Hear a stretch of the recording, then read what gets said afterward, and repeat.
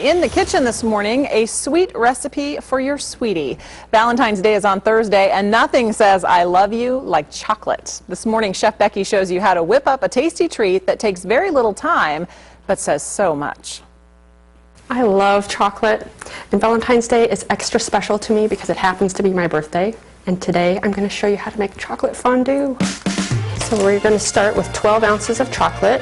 You can use bittersweet chocolate, semi-sweet chocolate, or milk chocolate.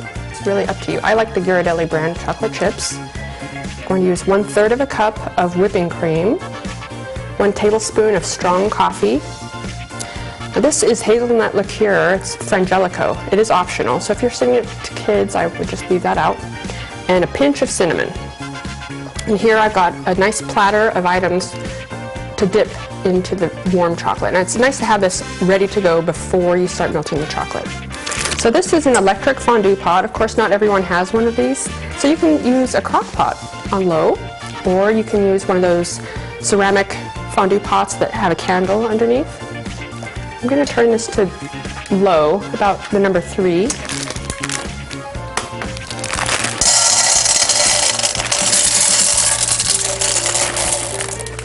So that's 12 ounces of chocolate chips. I'm going to add 1/3 of a cup of whipping cream. Here I have some instant coffee. It's very strong. I'm going to add 1 tablespoon of that.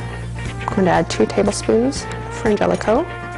You can hear it starting to simmer already. I'm also going to add just a touch of cinnamon. So now I'm just letting the chocolate slowly warm up.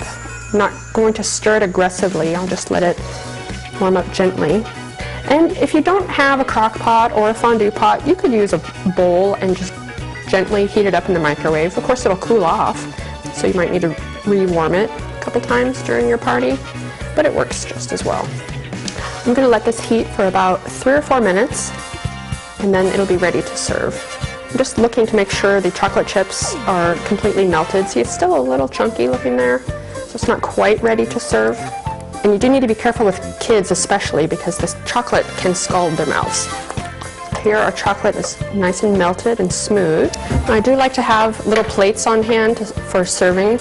But I like to use long toothpicks or skewers instead of the metal forks that come with the crock pot because people end up double dipping and contaminating it with saliva. So I like to use toothpicks.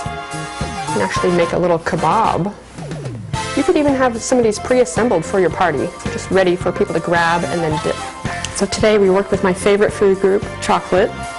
Nothing says I love you like chocolate.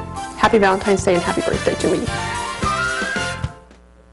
All right, you can get this recipe on Chef Becky's website. You'll find a link on KMTR.com under the Get It button. And you can also find Chef Becky on Facebook. She shares her latest recipes and projects there as well. And I get a kick out of it because the whole time she was talking about you could do this for your party. And I was thinking, I would just do it for myself. That's right. Who needs a party? You can fondue anything. That's right. Just fondue any time of the day or week, whenever the mood hits you. I think if you fondue a hot dog, you could probably get somebody to take it.